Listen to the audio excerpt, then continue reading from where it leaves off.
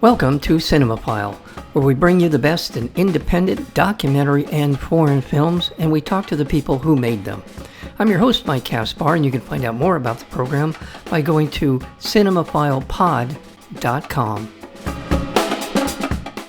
Matter of Time is a compelling documentary chronicling the fight to cure Epidermolysis Bullosa, a rare and devastating genetic disease, set against the backdrop of a powerful benefit concert organized by Pearl Jam frontman Eddie Vedder in Seattle. The film weaves together personal stories of patients and families, the scientific breakthroughs propelled by their advocacy, and the strength of a global community refusing to accept the status quo. The film is called A Matter of Time. We're joined today by the director, Matt Finlin. Matt, welcome to Cinemaphile.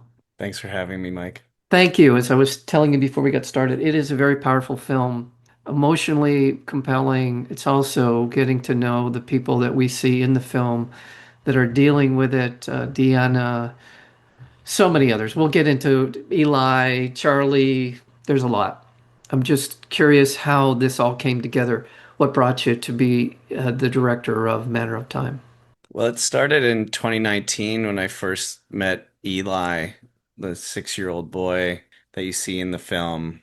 At the time, he was 6 when I met him, and I was producing a television show on ABC called We Day, which was a youth empowerment show of young people across America doing good things in their community. And I found a local news story about this young boy and his sister Lily, who started this campaign, Come Say Hi to Eli.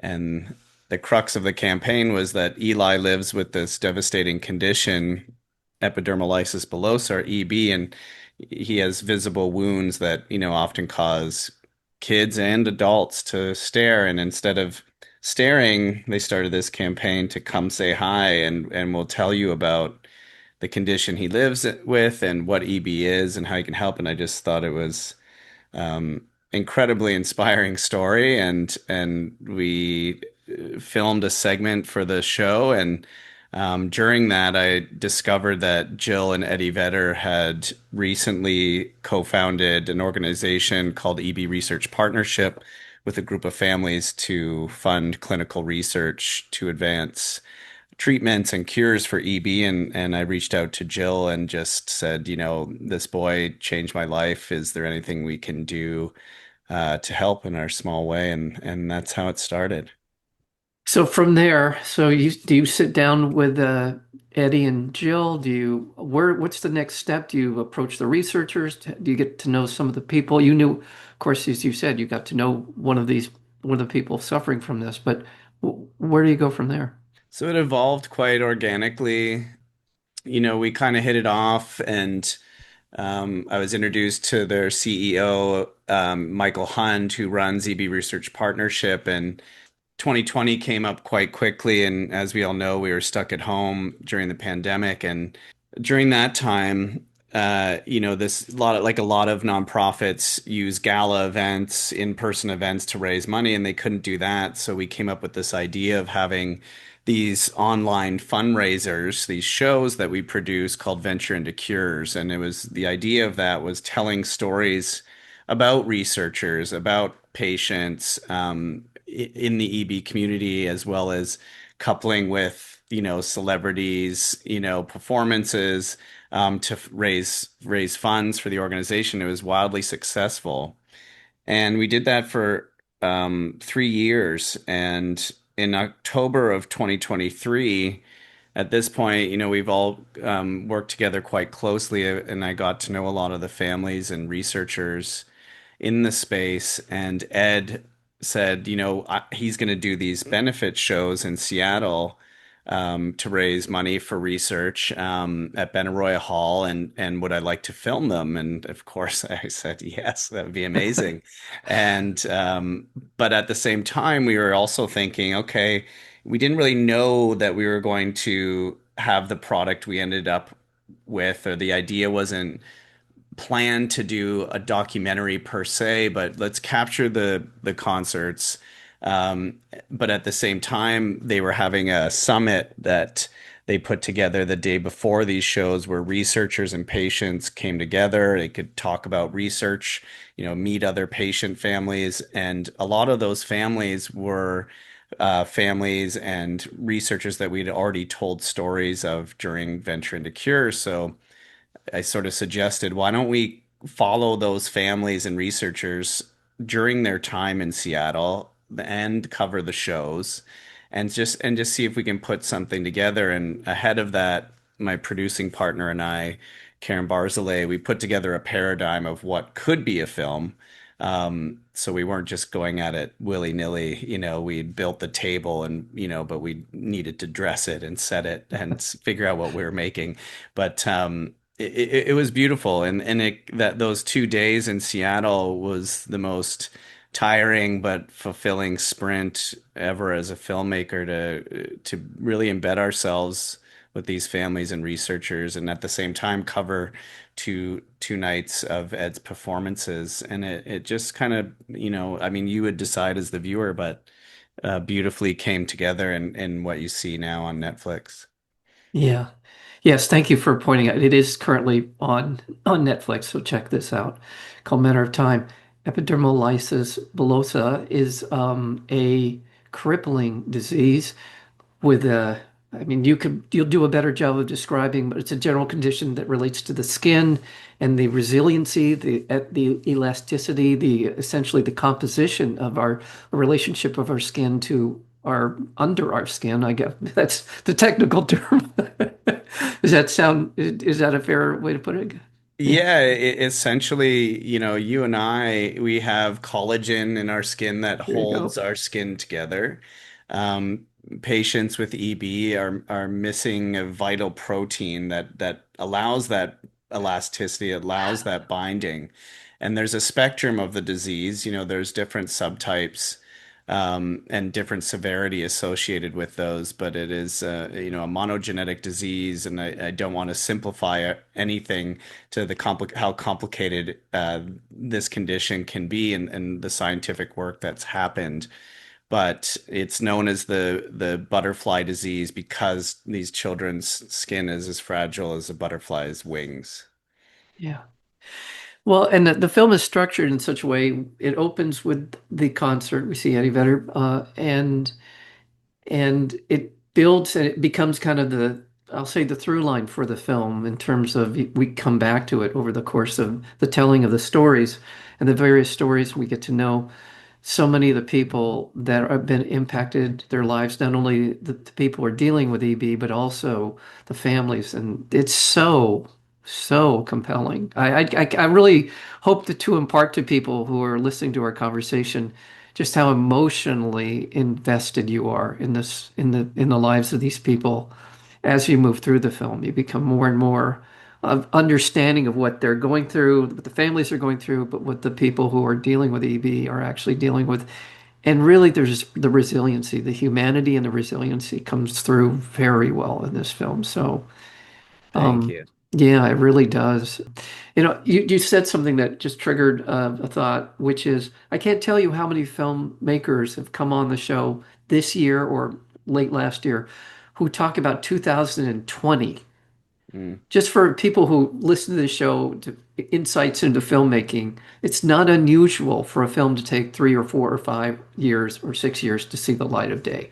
And just what you said just kind of reminded me of just what a process and how much determination and kind of trust in your own instincts. This is something that I'm constantly blown away by documentary filmmakers who trust their instincts to stay with something for as long as you do. So, yeah, I'm happy you said that, and it's worth it for this community especially. yeah. You know, they deserve they deserve this story to be told. Rare disease at large often is unspoken.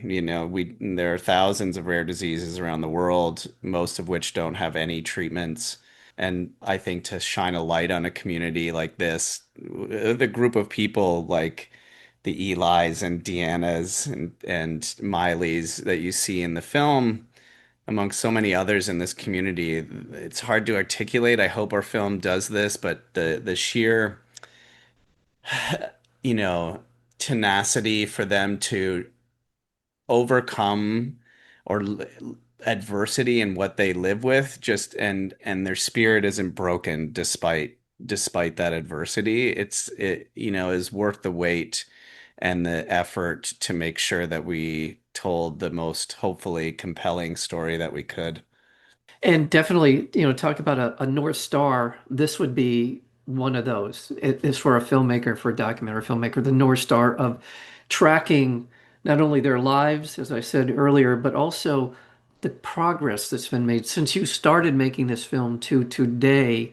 There is an appreciable amount of progress that has been made in figuring out the origin of EB and then breaking it down. And now with CRISPR and so many other things that we have in the toolbox, beginning to see that the light at the end of the tunnel, right? I mean, And again, I don't want to simplify no, the effort and the time and the right. money and resources that the scientific community around the world has done to get to this stage.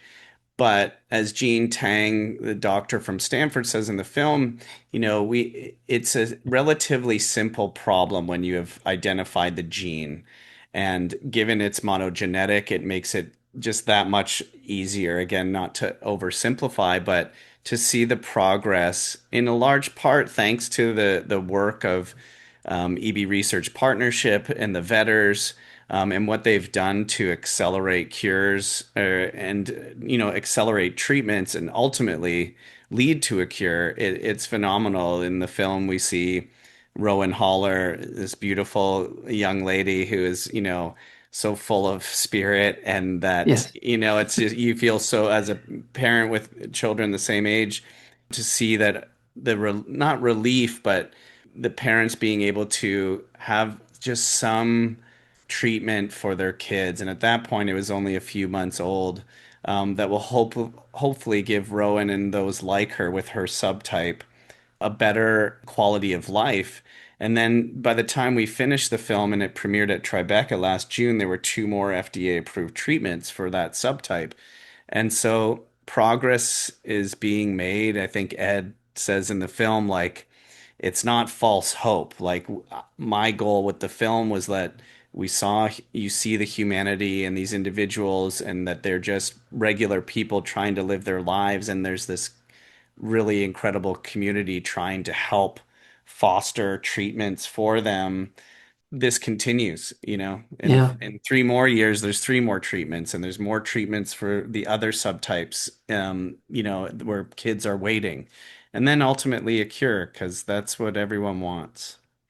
It's impossible to sort of single out one particular story that we follow in this, but the one that I was much drawn to and was the 27-year-old who we see in the film, and I've forgotten Garrett, Garrett, man, I'll tell you what, honest to God, there's a person done everything he could possibly do. And then Deanna too, those are two that for me, in terms of their imparting of knowledge and experience to those who are younger than them who are dealing with this. Pretty you nailed remarkable. it, Mike. You nailed it. It's the imparting of knowledge. Well, to I give think, hope too, give hope so they can these yeah, the younger ones can and say, look at what they're doing, look at how they're living their life. that's right. I think, Garrett is just such a superhero.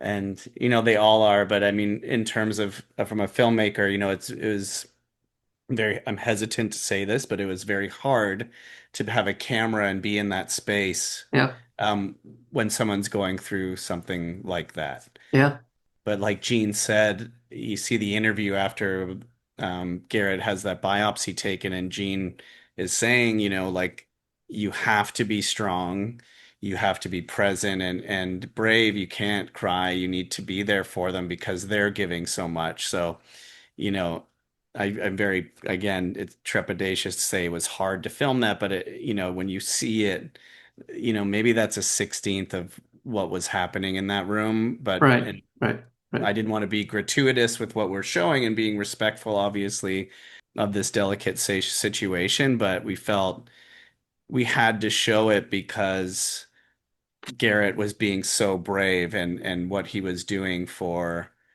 the kids that maybe haven't been born yet with EB, or kids, Yeah. young children that may benefit from the research. Um, Yeah. and you know what? Like through all that pain, 5 minutes later, you and I would be in bed for a couple weeks after that, probably. And he was just talking about playing basketball and Yeah, he playing was. video. He You was. He was know, talking it's about playing just basketball. He thought he was going to be pretty good, is what he said. He thought, yeah. So, matter of time. It's a powerful, powerful documentary. There is one thing I've got to get off my chest in terms of the rare diseases of the world. The cold hard facts, not always, but many times, it's that there's not enough people who have the disease to be able to find the finances to in order to research. There's this kind of cruel, in addition to the rare cruelty of many of these diseases, if not all of these diseases. It's the cold hard facts, the reality of getting money to do the research. And that's thank God for Jill and Eddie Vedder to come along, shine a light on this. They've done amazing work, and certainly no shade on them for what they are doing, what they continue to do. When I heard of the thousands of diseases that are very rare in this world, many of them will never be given this opportunity that EB has been afforded here, and so we should do better as humans. We have to do better. yeah, yeah, 100%. We're not doing very well right now as human beings, but Yeah, I think like what was also, for me, drew me to this is that these are a group of human beings that are doing great things for a community they care deeply about. yeah, And I think a lot of that comes from the top down, with Jill and Ed, Michael yeah, Hunt, who runs their organization. They are tenacious. They want this thing healed. They want to bring new yeah, treatments yeah, from the bench, in a lab, which the challenge of just getting the research to the bench in a lab and then to the bedside of a patient yeah. is an insurmountable challenge. And they're doing everything they can. Um, Absolutely. and it's inspiring because it inspires other people who have no connection to anyone in the community to take part in, whether it's financially or just sharing a story. And I think you would hope, or my hope, from the film is like we've shined, Yeah. we've shone a light on EB, but hopefully this encourages other communities living with rare diseases to understand that change can be made. Absolutely. And just anecdotally, I shook hands with Eddie Vedder many years ago.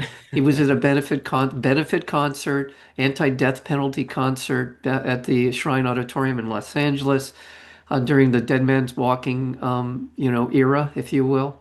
And Hmm. just continue to see that how he is his concern for humanity in so many different ways is a real inspiration. And Jill, who's obviously very, very deeply involved.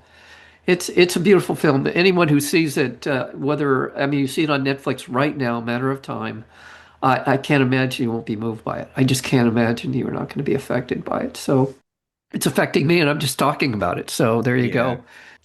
I want to thank you so much for your work, and thank you for spending some time with us. Matt Finlin, director of Matter of Time. See it on Netflix, and I look forward to more conversations down the line. I hope I'll see you again sometime. Continue your good work as well. So, Matt, thank you so very much. Thank you, Mike. I appreciate the conversation, and I'm happy that the film moved you so much, and I can only hope it moves everyone. Thank you. Thank you so much. You have been listening to Cinemaphile with Mike Kaspar, the place where you will hear from the best in independent documentary and foreign filmmakers. Please check out our previous interviews as well as upcoming interviews and special programming by going to cinemaphilepod.com. We are also available on Apple Podcasts, Spotify, and YouTube, searchable under Cinemaphile with Mike Kaspar. Until next time, thank you for listening.